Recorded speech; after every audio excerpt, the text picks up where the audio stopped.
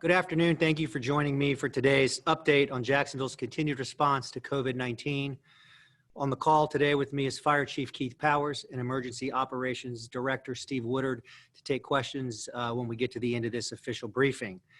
As of this morning, the Florida Department of Health reports a cumulative of 1,355 positive cases of COVID-19 in Duval County, 229 hospitalizations, 37 deaths, and a positive percentage of overall tests of 3%, which continues our trend of a decline over the last few weeks. The improvements we've seen over the past month can be directly attributed to preventive and protective measures taken at state and local levels, and the personal measures Jacksonville citizens are taking to protect themselves and loved ones. It is by continuing these measures in the days and weeks ahead that we will safely and responsibly reopen our city and our economy.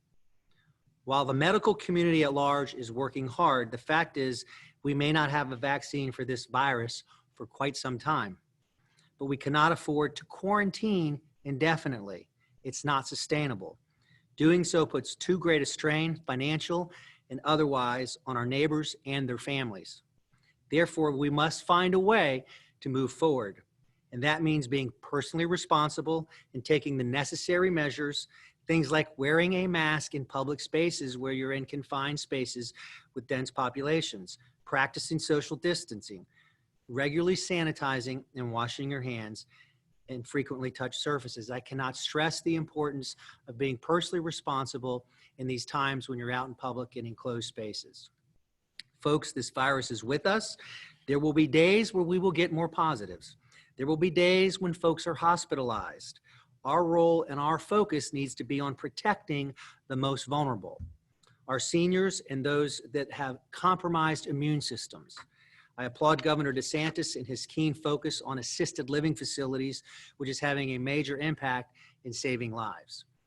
Right now, I'm in a large conference room, properly social distanced away from other people, so I'm not wearing a face covering. But when I'm in public at grocery stores, gas stations, or other places where there's a large crowd that it's hard to keep 6 feet of distance in an enclosed space, I wear a mask. Doing so not only protects me, it protects my family and my fellow citizens. Over the past few years, Jacksonville's stature as a leader in health and life sciences has grown tremendously, thanks in large part to the amazing healthcare community we are blessed with. We originally planned to have this press briefing today with leaders from local hospitals to join us for an in-person briefing.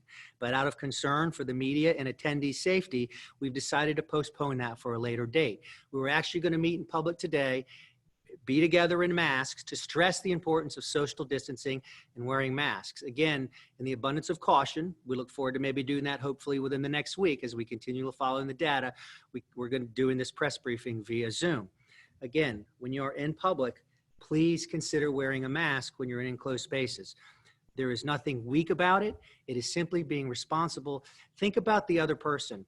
You may be young. You may be physically healthy. There may be somebody in that space that has a compromised immune system. There may be somebody in that space that works in an assisted living facility. By wearing a mask, you're just taking care of each other. It's a simple request of personal responsibility, and I humbly ask you to consider wearing a mask when you're in these spaces. I'm immensely grateful for the efforts and support from our medical community throughout this crisis, both from their leadership and from the amazing frontline workers in these systems. When this virus first took hold, we took decisive action at the state and local level to halt the spread and prevent a massive run on our healthcare system. Those actions, the data shows, were successful, but they were also painful for many families in this community. That's why my team and I started early to find ways to help reduce the impacts of our response on the people of Jacksonville through programs like our small business loans with ViStar, our mortgage rent and utility relief program, and our application for and use of Federal CARES Act dollars. You'll see some charts up on the screen now. The data shows that those actions have been beneficial to our community as well. When we look at Jacksonville's consumer spending, small business revenue, and changes in hourly employees and small businesses, we are consistently outperforming peer cities with a long way to go, but we've taken actions to get us there as quickly as possible. As you can see in the provided charts, each measure shows notable improvements immediately following the federal stimulus and the start of our ViStar Small Business Loan and Grant Program, both of which occurred during the first and second weeks of April. This means that more families in our community have been able to keep food on the table and roofs over their heads. This is real. That more local businesses have been able to keep their doors open and employees on payroll. And it means that when all of this is behind us, Jacksonville will be in a better position to return to the economic momentum we once enjoyed. And I also want to commend Councilwoman Leanna Cumber on the bill that she put forward to extend additional relief to make sure that those that didn't get it in the first round have access to it as we continue to work our way through this pandemic.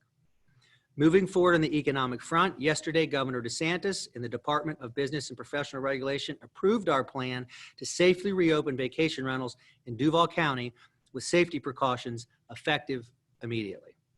As part of reopening, vacation rentals must adhere to certain standard and guidelines that ensure proper social distancing, enhance sanitation, and limit person-to-person contact.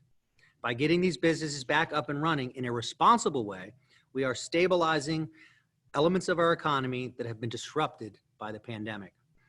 Another way we're helping Jacksonville families is with our mortgage, rent, and utility program.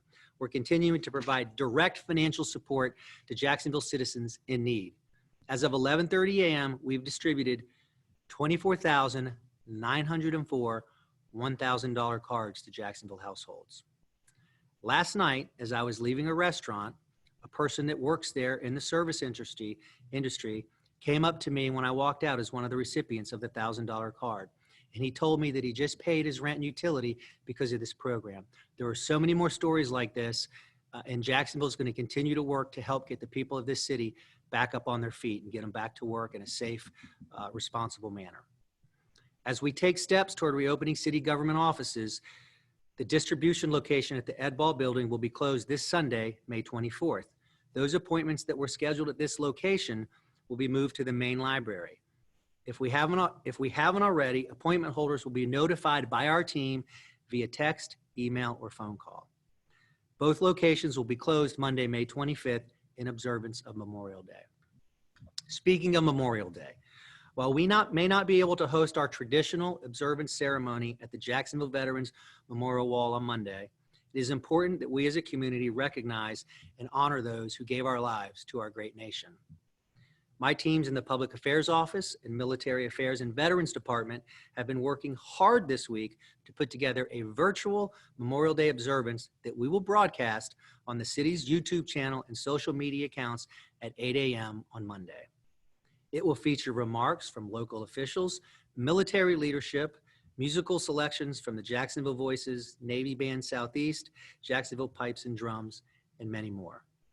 Thanks to all who worked hard behind the scenes to make this possible.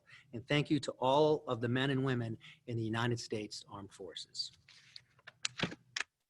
We received word this morning that the CVS is opening 3 new COVID-19 testing sites in Jacksonville at their locations on San Juan Avenue, State Highway 13, and Southside Blvd. These will be drive-thru locations, and patients must register in advance at cvs.com beginning Friday, May 22nd, to schedule an appointment. We will add this information to other testing site information we have at coj.net/COVID-19 testing.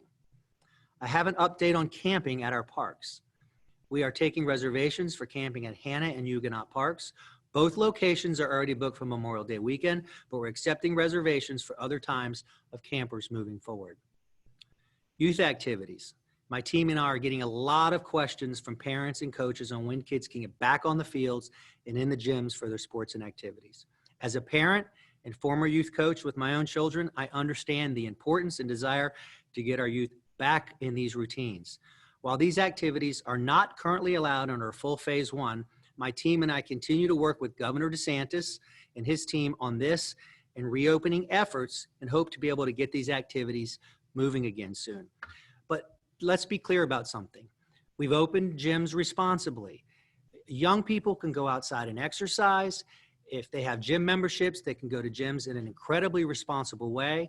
I encourage young people, those in youth sports, those that aren't in youth sports that want to exercise, find a way to do it. That's okay and that's acceptable. Do it in a responsible way. We have hurricane season in a couple of weeks coming upon us. We've been through many of those together as a community. We've been through some pretty tough ones and gotten through them together. Our emergency operations director is here to answer questions if you have it on those. I would encourage people now to go to jacksready.com and to begin to prepare your kits for hurricane season so our city's prepared. A couple of reminders. The 7 p.m. call that we started so many weeks ago that I got so much positive feedback about. Let's not lose sight of the importance of connecting with people as many of us begin to go back to work at some level. At 7 o'clock, make a call to somebody. I picked 7 o'clock just because it's a uniform time. If you can't do it at 7, do it at another time during the day, but let's continue to connect with people as we move back towards a somewhat busy lifestyle. Remember to make your mark and fill out the 2020 census. A full and accurate count is critical to ensuring our community gets the federal funding we deserve for our schools, hospitals, roads, disaster recovery, and more. It's only 10 questions, and it takes less than 10 minutes. Go online to 2020census.gov to fill yours out. And of course, if you need help, there are resources and opportunities to help you. Please visit coj.net/recovery resources, where we're frequently updating a list with information about social services, financial relief, mental health counseling, trauma support, disaster loans, and more. And I would remind people that elective surgeries are open. Don't put them off if you need them. They'll only get worse. Don't put off going to the hospital if you're having chest pain or any number of things that you may have put off while we've been through this pandemic. Please take care of yourselves. With that, we'll take questions, and we'll start with AG with Florida Politics. Hey, good afternoon, Mayor. I got a question about the City Council President race. Tommy Hazouri, Danny Beckton. Beckton's a Republican. Hazouri, you've worked well with in the past. What are your thoughts on Danny Beckton's last-minute challenge? And if you had to choose between the two, who would you rather work with going forward and why? AG, I'm not going to weigh in on the city council race. They need to hold their elections. I will say that Tommy Hazouri and I have worked incredibly closely together over the years on many important issues and successfully. If I were to weigh in on that race, it would create more chaos than it would good for anybody that's pursuing any position. So my history with Councilman Hazouri, who was the likely successor to become the president based on pledges, as I understand it. We've had a great working relationship over the years, and I look forward to continuing that. With that, I've worked on bills as well with Danny Beckton, but the council's going to have to do their business, and Tommy was the expected successor based on the pledges that I've seen, and people typically honor their pledges. Jim with News for Jax.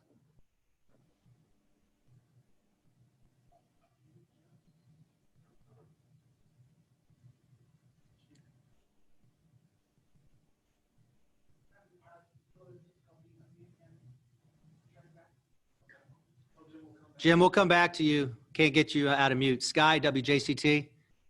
Hey, Mayor. Just wanted to ask about mask usage. I noticed that you brought it up constantly and, of course, stressing it. Have you at all been disappointed when you're going out in public and haven't seen as many masks as maybe you would expect people to be using at a time like this? I'm just encouraging people to wear masks. I mean, we're not a police state. We're not going to mandate this kind of stuff. And then you get into, you just can't do it. I think this is new to all of us. This is not something we're accustomed to. So I think maybe there's a disconnect in the importance of it. The importance of, it's not about protecting yourself, it's about protecting other people. And it's about reminding our community a number of things, that those at the highest risk are those with compromised immune systems and senior living facilities. And those folks, by the way, to the extent they can, should be at home. But they may have members of their family, for example, or people that work in those facilities that are out. And if we are in, all I'm asking folks is if you're in a space, a retail space, for example, where it's difficult to be socially distant, you're going to be face-to-face with somebody, just consider wearing a mask. We're all human. I mean, I've done it a couple times where I've gotten out of my car and I have forgotten the mask. I walk in and I realize, and it's easy to continue to move. Oh, I'm already in here. I'm going to be okay. I don't have any health issues. But I turn around, and when I remember, I turn around, I go back and I get it. So I've spoken with hospital leadership, CEOs, doctors, and physicians, and they have asked me to continue to stress the importance. Their facilities are masked. Look, my office right now is not dense at this moment in time. As we work towards bringing city employees back, we will determine where masks make sense or not. But where they make sense will be where people are in close proximity in dense situations, just asking people to be responsible. Jim? Can you hear me now, Mayor? Are we good? Okay. I can. Oh, good. My question's being, you addressed the sports issue for youth, but what about swimming pools? They're due to be opening soon. We're heading towards June. Summer camps and even senior citizen centers. People are calling about that. They want to know.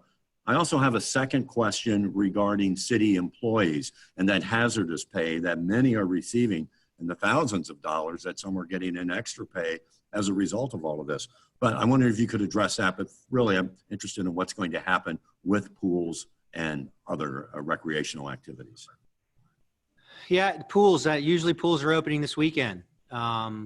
And I wish they were. They're not at this moment in time. This is another issue we're working through as we consider what we can get open safely in this phase, as we move into the next phase, working with our governor. It is my goal, if we can responsibly and safely get pools and summer camps open, to get them open as safely as possible. Look, you've heard the governor say it. The highest risk populations are nursing facilities. Not only has he said it, it's the data, and folks with compromised immune systems. So when we start talking about senior facilities, we've got to be really smart and thoughtful about understanding what level of unnecessary risk we might be putting people at. And that's one we're going to have to be incredibly cautionary on. As it relates to the comp time in a state of emergency, Jim, this is both based on labor contracts and city policy when we're in a state of emergency. Usually a state of emergency, based on history, is 5 days, 7 days, 10 days, based on a hurricane or some sort of a natural disaster. And that's because you have employees that are essential, employees that need to be a skeleton crew here doing business, working when their families are at home at risk and they're away from their families. What we've experienced this time is weeks of an emergency situation where we've asked certain employees to come to work because they're needed while their families are at home during this pandemic. And some of these folks are out and exposed to the public. They're exposed to other people in our office because they're keeping the trains running, if you will, as the city moves forward. I will say this. We recognize the financial stress of this early, and I believe it was 3 weeks into this pandemic, we moved on appointed employees to limit the amount of comp time, and we've since moved into negotiations with the leaders in labor, and everybody's working in this together and understands the importance of it. But it's important for the public to know that in an emergency, these folks are coming in, and this is based on longstanding city policy and labor contracts, while people are away from their families that are at home alone in a time of crisis. Ryan with Action News. Yes, two questions here. First, will there be additional patrols or police out for Memorial Day weekend at the beaches, or first responders on hand? And then my second question is, I understand that Wilson Children's Hospital is monitoring about 12 possible cases of this mysterious childlike illness that could be related to COVID-19. Is that something that you've been briefed on, or is there is that something that you've had to address at all recently, or is there a plan for that? First, we will be asking our fire rescue and police crews to, what we did when we opened the beaches. Break crowds up if they look like they're getting too dense, with a horn or with a message, a loud message. And people have in our city complied. As it relates to the second part of your question, there's been a lot of misinformation during the COVID-19 crisis, and that's because we frankly don't know what we're dealing with. So what I know about this is what you just said, is it might be connected to COVID-19. We don't know. What we do know is there are children that are facing issues and are hospitalized right now, and that's a problem. So it goes back to the basic message. Let's be socially distant. Let's wear masks when we can in public. Let's be smart. Let's understand the people that were around, where they've been over this period of time. Let's practice personal hygiene. As we understand, A, as we acknowledge that this virus is with us for a period of time, and B, as we understand more about this virus. I mean, go back to the beginning when this virus started, and there was major stress, if you watched the media, about if you got an Amazon package, if you were going to get COVID-19. My understanding is the science on that now is not so much a concern. So I'm hesitant to jump on initial assumptions when we hear them. What I am saying is there's one constant message. Responsibility is wear a mask when you can, be socially distant, practice personal hygiene. Christopher with the Florida Times-Union. Hey, Mayor. So I have a question about testing. A couple of weeks ago, you guys announced that you were going to put, I think it was like $36 million to open 6 new sites across the city. Like as you said, like this is a constantly changing situation. And now, it seems like we're in a little bit different of a situation than we were a couple of weeks ago. Is the plan to still have 6 drive-through testing sites? Do you think there's still a demand for that? Or are you guys working to provide some other type of service there? Yeah, we are planning on continuing to expand testing. If demand dipped tomorrow by a major exponential magnitude, we're gonna still need testing as long as this is with us. As it relates to specifics of the plan, Director Woodard, I don't know if you have any additional input on that as it relates to the 6 drive-through related to the CARE money we had budgeted for that. Yes, Mr. Mayor, that's evolving and being finalized. We in Duval County have conducted over 45,000 tests already. Lot J remains open. Legend Center is open. We still encourage people to get tested, and that is a capability that will remain in Duval County for the foreseeable future and expand.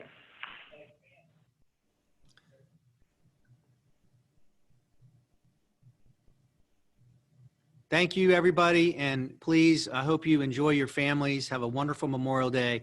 Please be safe, and let's remember what Memorial Day is all about.